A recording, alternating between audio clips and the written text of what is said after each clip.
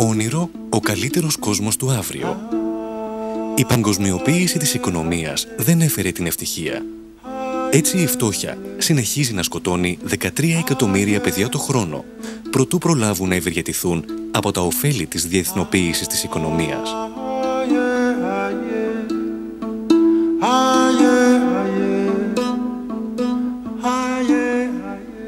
Είναι δύσκολο να συλλάβει κανείς το μέγεθος της δυστυχίας που πλήττει δεκάδες χώρες της Αφρικής. Μερικοί επιλέγουν να κλείσουν τα μάτια. Δεν είναι άλλωστε εύκολο να αντιμετωπίσεις μια τέτοια πραγματικότητα. Η Αφρική πεθαίνει από διάφορες ασθένειες, την πείνα και την εξαθλίωση. Και πεθαίνει μέσα στη σιωπή. Το AIDS είναι η πρώτη αιτία θνησιμότητας στην Αφρική. Σκοτώνει 10 φορές περισσότερα άτομα από ότι ο πόλεμος ή μία θεομηνία. Εξαπλώνεται με ταχύτατους ρυθμούς, σκοτώνει νέους και αποδεκατίζει πληθυσμούς.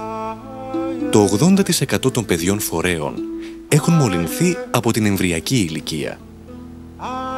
Τα Ηνωμένα Έθνη μας υπενθυμίζουν μια σκληρή πραγματικότητα, ανακοινώνοντας ότι κάθε 11 δευτερόλεπτα πεθαίνει ένα παιδί από τον ιό και καθημερινά μολύνονται 20.000 καινούργια θύματα.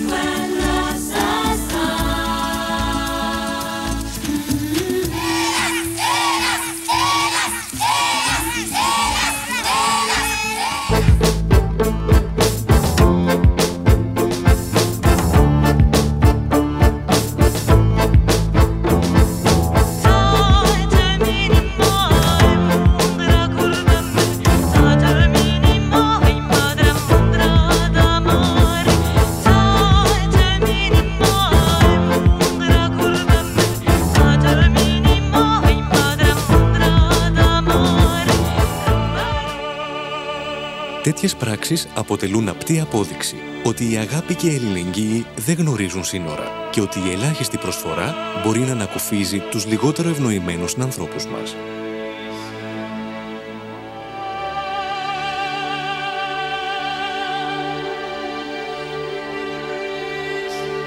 Είναι χρέος μας να συμβάλλουμε όσο μπορούμε για να ξαναβρει το παιδί το χαμόγελό του. Ας γίνουμε όλοι εμείς η ελπίδα και η πίστη του, διότι κάθε παιδί που πεινάει και πονάει είναι χαστούκι στην ανθρωπιά μας, ντροπή στην ευημερία μας.